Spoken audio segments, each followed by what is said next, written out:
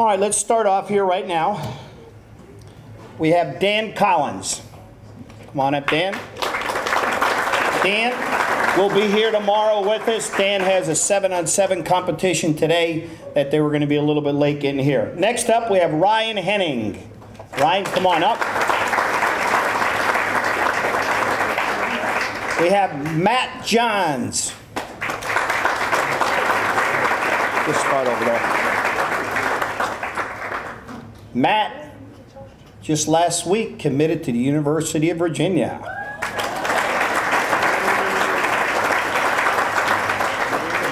We have Eugene Lewis. Eugene told me coming in tonight that he has it narrowed down to 5 schools. Let's see if I can remember them. Penn State, Oregon, Pitt, University of Maryland. Yeah. And I'm lost on the 5th. And Virginia Tech.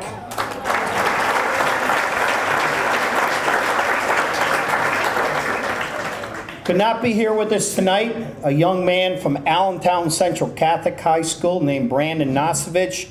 Brandon last year was the Gatorade Player of the Year, and he'll be here with us tomorrow, and he just committed this past week to South Carolina.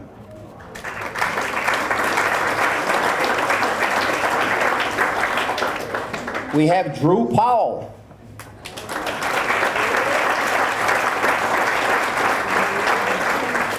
We have Manny Stocker.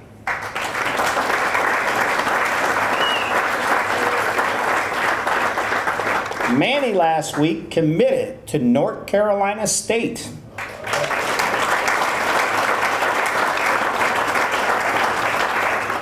We have Andrew Dezurek.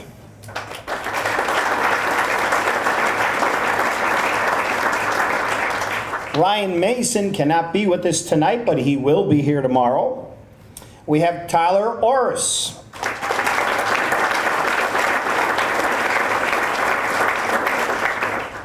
Ryan Egolf.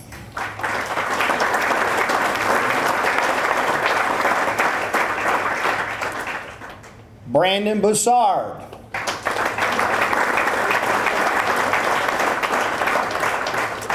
Our next gentleman, Kyle Loletta from Downingtown, he is on his way here. He was also in a 7-on-7 today, but will be with us tomorrow. Our next one is Corey Unger.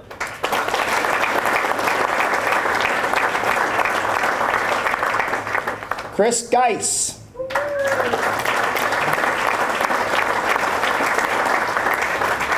Adam Saad.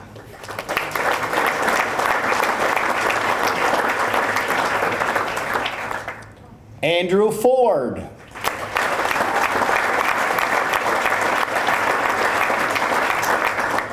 Matt Yu.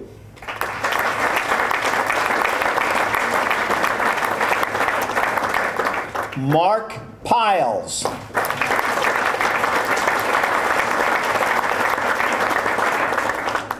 Darius Wade.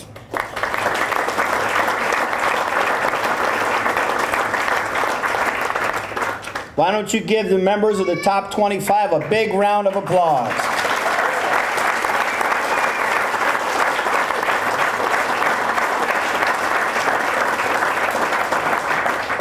You know, the neat part about running quarterback camps is the intensity level that they bring to the table from a camp situation. Everybody asked about running camps. I said, oh, quarterback camps are the best.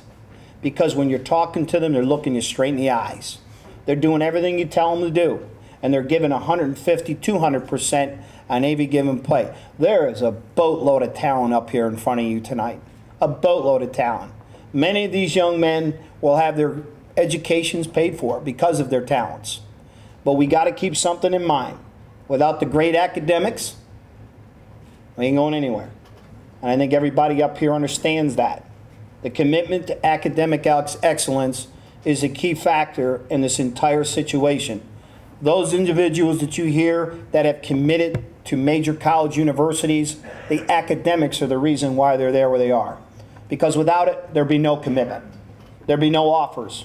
and there would be no opportunities. But I know, speaking for the staff, we are extremely proud of each and every one of these young men. We're happy to have them here with us, and we're looking forward to them to compete tomorrow in a great competition. Thank you, guys. You can take a seat.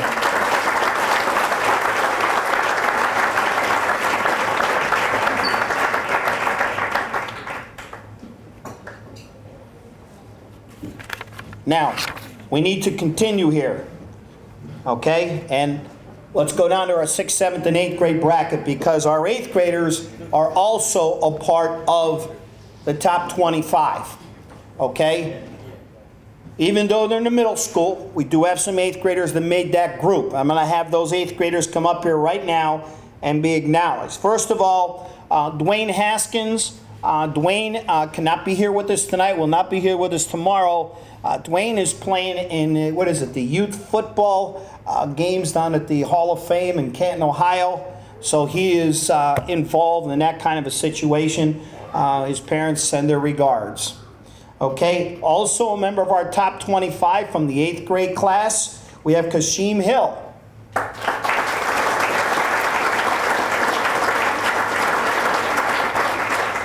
We have Shane McLaughlin.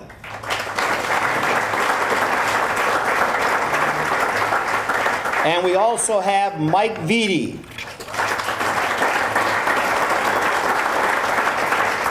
Come on over, guys. 8th graders to be. I think I can make a bold prediction. 3 to 4 years down the road, we're going to read about these young men, because they are very talented, very committed. They're going to be really good at this quarterback position. I'm very proud of these guys. I've seen them for a number of years, and I've seen their growth and their maturity, and they just keep getting better. So those are our 3 8th graders, along with Dwayne Haskins, that made it into the top 25, and that's a heck of an accomplishment for an 8th grader. So give them a nice big round of applause. Thank you, guys.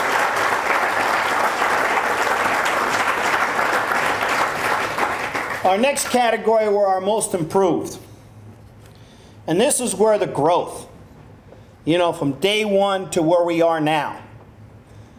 The improvement that they have made since the first time that they've attended a camp is incredible. And that's to their credit with their hard work and their dedication. And that's why we came up with this category, because I really felt that they needed to be honored for their hard work. Let me call them up. First of all, we have Connor Ennis.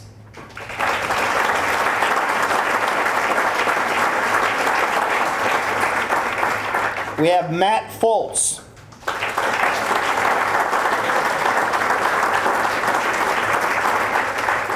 We have Tyler McLaughlin.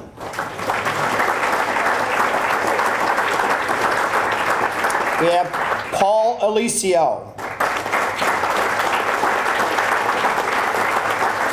Mike Boguski.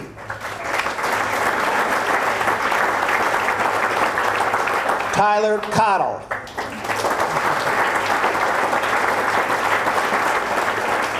Connor Higgins. And Jeff Martin.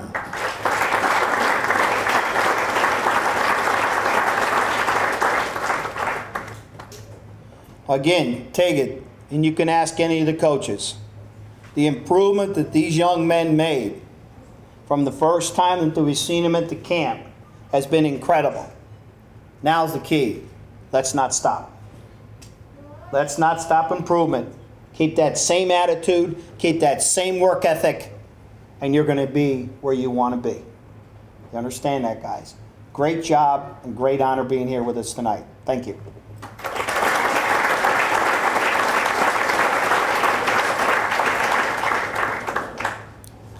Now, I got to say, this next group is my favorite. Okay? These little guys have been coming around. It's just incredible to watch them. But again, just watch how much they've improved. Okay? These are our rising stars. Starting off, we have Taylor Lentz. Give me 5, buddy. Nick Morris.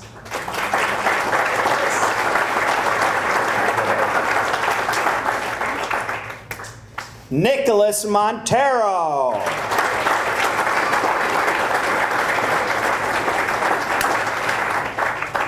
Chase Summers.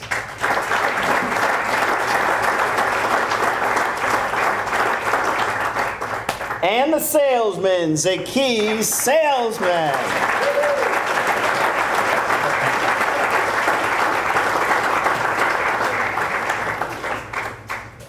Seniors, look out. These little buggers are coming after you tomorrow. Okay? They can get after it. I mean, we love them dearly. It's neat having them around and watching compete. And watch how much improvement that has occurred over the years. Okay? Many of them are season pass holders. They're around all the time, and they're working hard. They're working hard. Zaki right now is only, he's only going into 6th grade. 6th grade. Okay?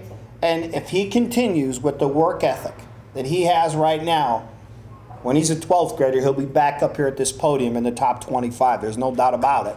No doubt about it. And believe me, that's just one example, because they all deserve a lot of credit, and we're happy to have him here tonight and to share in the experience tomorrow. I'll guarantee it, those 5 will be more excited than anybody to walk out on that field. Guarantee it. And you know what we were going to do is get the mic up there and play all game day music, but that was also an NCAA rules infraction. I'm only kidding on that one. But they're going to have a blast tomorrow. You'll enjoy watching them compete. Thanks a lot, guys.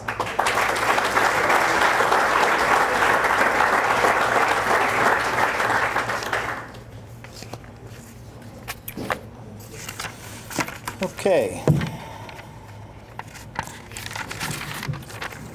All right. A couple of things about Sunday. First of all, I think we know what the attire is. All right. The blue shirt with your name on the back, the gray shorts. Okay. If you want, you can wear the visor. It's all right with me. All right. We are to report to the stadium at 9 o'clock sharp. Now, I did give you and send home information as far as Sunday is concerned. They would like you to park in lot 1Z that's up behind the press box. And then come in through the gate there, and you'll actually come down the steps of the stadium to get onto the field. Okay? That's how you'll end up getting on the stadium. We will start check-in at 9, and we'll finish about 2:30, and then we'll take a 15-minute break so the coaches can tabulate points, and then between 2:45 and 3, we'll announce the winners of the different competitions. What we've decided to do, and this was the tough part, we were decided, okay, how do we pick a winner? How do we pick the best in each category? We're going to let the numbers speak for themselves. There's going to be 5 different competitions, and you will get points at each competition. And by the time you're done with all 5, top person in each 3 of the 3 categories will be the top gun. And I just thought that that was the best way to do it, rather than, you know, stand there all day long and try to pick who's the best quarterback here. Well, that's not what this camp's all about. That's not what it's all about. Nor do I feel qualified to do that. Let them compete. Get points. For example, contest number 1, it'll be a 5-step drop. They'll have to make 5 throws. Each throw must be caught by the receiver above the waist, and the receiver cannot leave his feet. His feet must stay on the ground. He can't jump for the ball. And it must fall within, and you've heard me say this before, the 18-inch hallway to get a point. So you get a point for every throw you make. Like, for example, you know how we call it the obstacle course? Well, it's not called the obstacle course anymore. It's called the speed agility course, okay? And accuracy. You're going to get a point for every throw you make as long as it's in the zone. You're going to get a point for going through the cones. If you touch the cones, you don't get that point. You're going to get another point if you throw the ball and it goes in the square. And you get 3 additional points if you hit the cone that's in that square. So you can get a total of 7 points there, plus your time. Okay? So we'll pick the 3 guys with the best time, and then we'll count your points to see who the champion is. So, you know, it's all about points. And in the end, it's a matter of us adding up the points to see who came in 1st, 2nd, 3rd, 4th, and 5th place, who accumulated the most points in each of the 5 categories, and that person will be the top gun in the 3 categories. We're going to pick the top gun in the 11th and 12th grade grouping. We're going to pick the top gun in the 9th and 10th grade grouping. We're going to pick the top gun in the 6th, 7th, and 8th grade grouping. And I think that's the fairest way to do it. Each of us here has one of our own players in the competition. And it would be very unfair for us to be selecting the top gun with our own kids involved. But this way, not going to make a difference. I don't care how good you are. I don't care how fast you are.